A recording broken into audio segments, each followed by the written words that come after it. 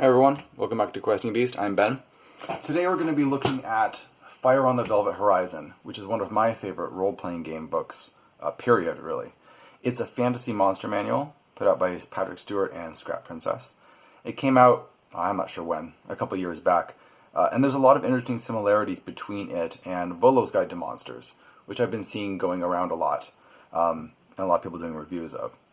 Some similarities that you might see are that this book is not really concerned with things like stat blocks. It doesn't have any stats at all. It's completely system neutral. But stat blocks tend to not be very difficult things to make up on your own. What's hard to come up with in terms of monsters is the concept. What sets the monster apart? What makes it a challenge for players? How does it disrupt your campaign and make things more interesting, take things off in a new direction? That's what this book digs into. Similar to what I've heard Volo's Guide does when it looks at things like mind flayers and beholders in terms of going into more depth. Something similar this book also has is that it has a number of contradictory voices in the sense that there are 3 different monster researcher characters mentioned in the book who often chime in with their own points of view about the monster, which are not always in sync with one another. They contradict each other sometimes.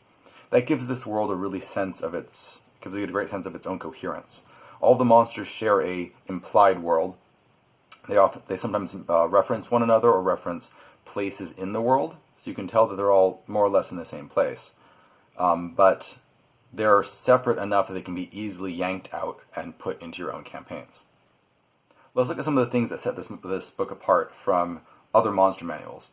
Like I said, it's put out by Patrick Stewart and Scrap Princess. Patrick Stewart wrote Maids of the Blue Medusa. And Scrap Princess often illustrates stuff that Patrick Stewart puts out. So the first thing a lot of people are going to notice right off the bat is the art style. So the art style is very punk zine in the sense that it feels very cobbled together. Like several things were photocopied over and over and crumpled up and burned and used as backgrounds, and the monsters look like these rough sketches with a lot of energy and dynamism behind them. The words are all cut out and pasted in on top of the images. And at first I was a little bit put off by this, but when I actually started reading it, I started to love it a lot. Whether you will is up for you to decide. But it gave it a tremendous energy, and it gave it a sense of being a book put together by researchers who are trying to discover more about these monsters. The vagueness of the monsters themselves, in fact, I think is a bit of an advantage, because it doesn't lock down what the monster actually looks like. It allows your imagination more room to explore them. And it gives a sense that the monster is not very well known. There isn't a very detailed, precise drawing of it, because no one is completely sure what it looks like. I think that's actually a huge advantage. All of the monsters are completely unique, staggeringly so in some cases. This book took me a really long time to read. And that's mostly because I would read it, and I would read about 2 monsters, and then I would have to stop and put the book down and just process what I had read. The monsters are so dense with information and such tremendously good ideas that I would immediately start having idea after idea after idea about things that I could do with this monster, implications of that monster being in my setting. It's a real masterclass in terms of thinking about original creatures. They're all tremendously distinct from one another. These are not bags of hit points with different armor classes for your characters to take out, or for your PCs to take out. Throw a couple of these into your setting, and your setting will be different for it, often tremendously so. They will get your players excited. They will open up new possibilities in terms of storylines. They're very weird, but if you're into weird monsters like I am, then this will be a huge blessing. In terms of the layout, some people find the layout a little bit difficult to read, mostly because of the size of the type, but I didn't really have a problem with it. There are some issues where the pictures or the type get cut off by the edge of the page, or sometimes they're buried a bit too deep in the margins. But I do have an older version of the book, and I've heard that there is a newer edition where a lot of these issues were fixed. It's a print-on-demand book, so it's available on lulu.com. I will put a link down in the description where you can go look at it yourself. I will also put a couple pictures of these pages down in the description where you can read them and get a sense of how the book actually reads. It's a little bit hard to read from this video. Let me give you an example of the sort of monster I'm talking about. This is one of my favorites. So this guy is called the Abhorrers, the very first monster in the book. The book has about 100 monsters, though, just to be clear, so you get plenty of variety. So the Abhorrer is this big, evil, slug-like creature. And he's horrible, he's evil, he wants to kill you and all your friends, he wants to destroy civilization. But the twist here, and there's always a twist with these monsters, the twist is that he is a creature of law, so profoundly that it is impossible to violate the law while in his presence, or anywhere near him. So, harming him, murdering him, even being rude to him, which would be a violation of social law, becomes simply impossible. You cannot do it. It's not like there's a saving throw you have to make. Reality is changed such that that is impossible. And it's also true for the Abhorrer. The Abhorrer cannot break the law, ever. But it is evil and it wants to destroy you. So how does it do it? It does it within the law. It's like an incredibly evil, monstrous lawyer. It might enter a city, which is the worst possible place for it to be, and it'll start manipulating all of the laws to accumulate power. Once it has all the power it needs, it will start using that power to destroy civilization, to kill everybody. But again, all legally. If you want to actually take out this monster, the book suggests two possibilities. A, you can destroy civilization yourself, overturn all laws, induce total anarchy, to the point where there are no laws to be violated, and therefore you can now directly attack it. The other option might be to kill it within the law. So you'd have to build a legal case proving that this thing is evil and deserves to die, and has actually violated the law and can be executed legally. And if you do that, this monster will go to its death legally. It will always follow the laws. Even if it's protesting, it has to follow the law, so it will do it. But it never breaks the law, so any case that you build against it must be completely forged and fabricated. So there's so many storytelling and campaign possibilities there just by having one of these around. Players are going to have to get very creative. They're not going to be able to just walk in and kill things, go pure murder hobo. They can't do it. It actually prevents them. We have things like the Anemone Men. Oh, all the names of these guys are great, by the way. The Atrocious Crows. The Bedlam Birds. This guy's one of my favorites. The Blathering Bird. Some of these monsters are hilarious.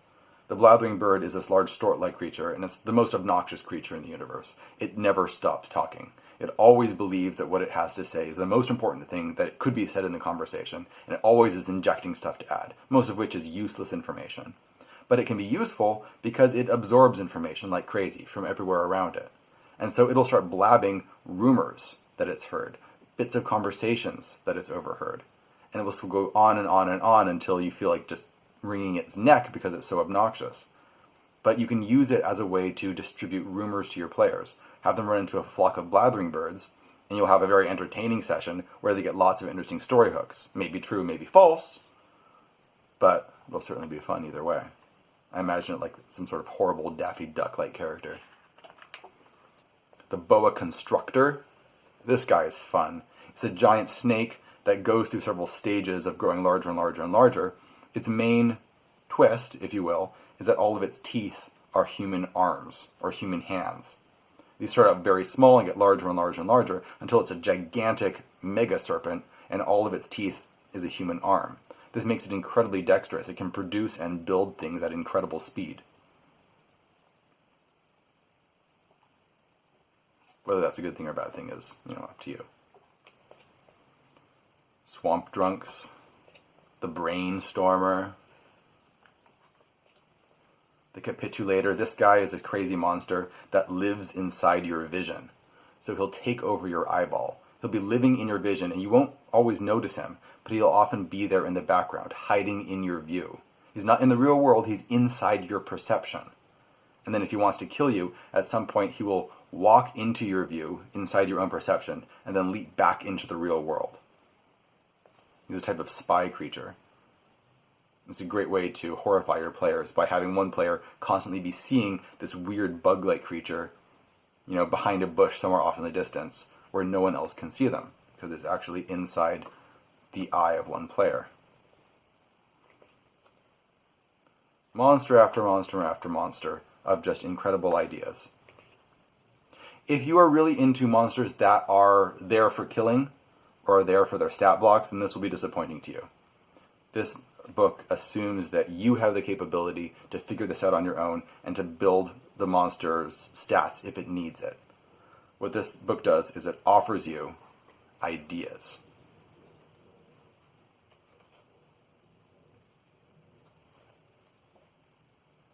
Perspective dogs, the poignant men, reverse surgeons, the wretch apes. I love these guys. Thug bugs. Oh, I'll put a picture of these guys down in the description so you can read it more carefully. It also has a couple of things in its index going into more detail about the cultures and organizations of certain types of bugs. Certain types of monsters, sorry.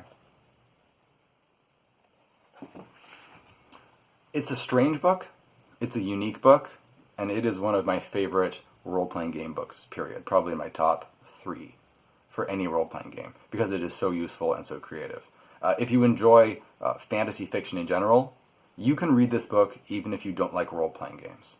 You can read this book just as an artifact from a fantasy world detailing strange creatures. It'll work on that level perfectly. Highly recommended Fire on the Velvet Horizon for anyone who needs new and interesting monsters for their campaign. Leave a like and a subscription if you would like to see more of this type of thing, and please leave a comment below if you know of any other interesting monster manuals that I may not have read, especially ones that are trying to break the mold and give players and GMs something really interesting and distinctive to work with, instead of just reskins of goblins or dragons and things like that. Thanks for watching. I'll see you guys later.